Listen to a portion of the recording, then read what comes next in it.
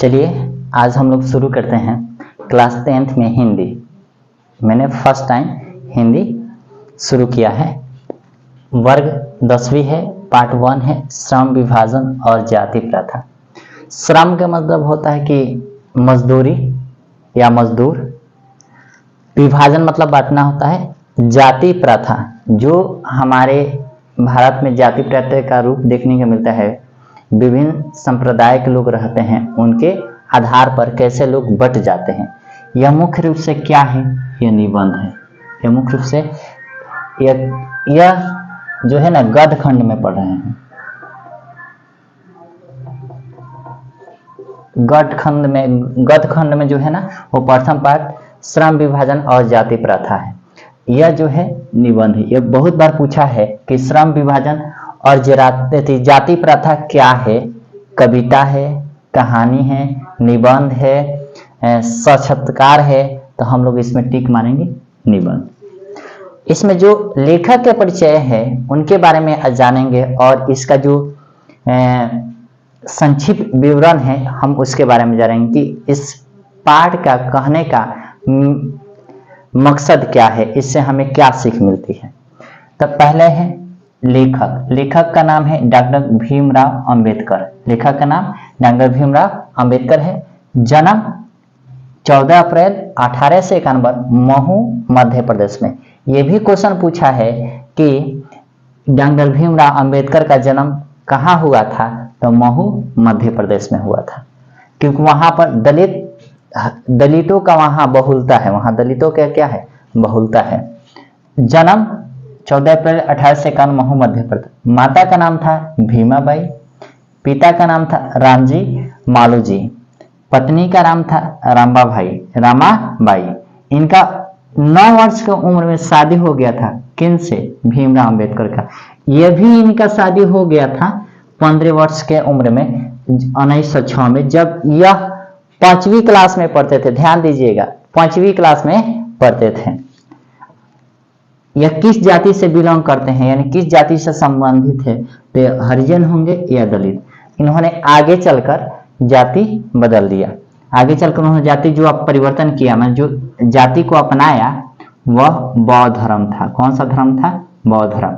यह भी सवाल पूछता है कि डॉक्टर भीमराव अंबेडकर ने आगे चलकर किस धर्म को अपनाया? तो यहाँ पर ये ऐसा लिखिए, धर्म को अपनाए, नहीं, धर्म को अपनाए तो वह थे बौद्ध धर्म।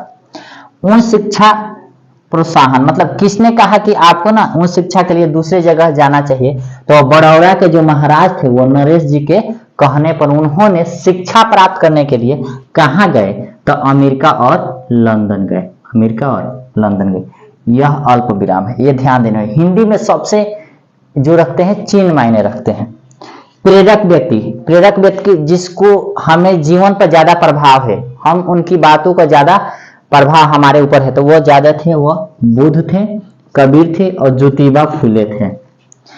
रचनाएं जो उन्होंने पुस्तकें लिखी थी, the caste in India, their mechanism, who are Shudras, annihilation of caste. हमने जो इंपॉर्टेंट लगा वह पुस्तकें हमने लिखी है, बाकी और भी पुस्तकें हैं।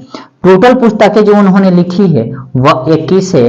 अगर 21 पुस्तकें हैं, अगर आपको यह जानना है उनके बारे में तब जाकर ये सर्च मारिएगा। बाबा साहेब अम्बेडकर संपूर्ण वर्गमय है, वो पूरे पुस्तकें उन्होंने टोटल 21 पुस्तकों को प्रकाशित किया, यानी रचनाएं की।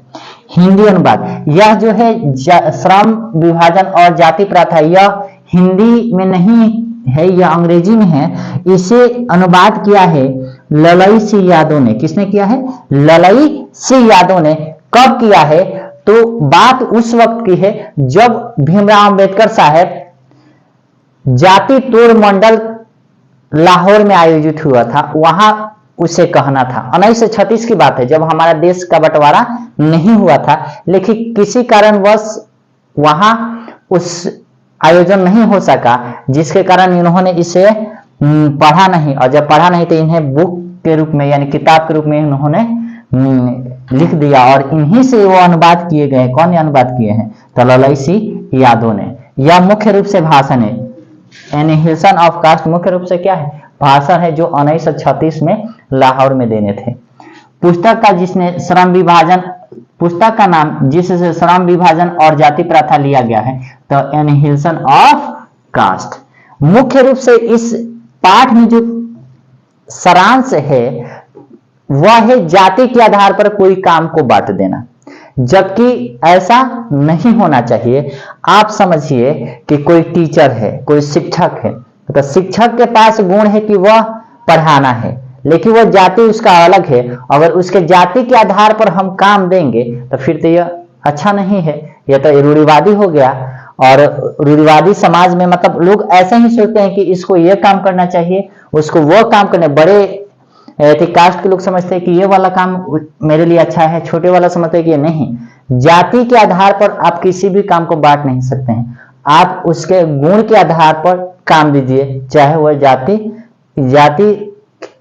किसी भी जात से वह संबंध रखता हो, तब जाके हम, इससे क्या होगा, अगर जाति के आधार पर हम देते हैं किसी को काम तो बेरोजगारी बढ़ेगा। भारत में इस तरह के बहुत सारे ऐसे बेरोजगार लोग हैं जो जाति के आधार पर उन्हें नौकरी नहीं मिल पाती है। तो इसमें मेन मकसद है कि जाति के आधार पर काम को मिलना। इन्होंने इसमें मुख्य रूप से यही बातें बताई है, और इसमें से बहुत सारे क्वेश्चन आते हैं, आप लोग सही से पढ़ लीजिएगा। इसका सारांश है, बाकी आप पढ़ के समझ लीजिएगा। चलिए अगला टॉपिक अगले वीडियो में मिलता है।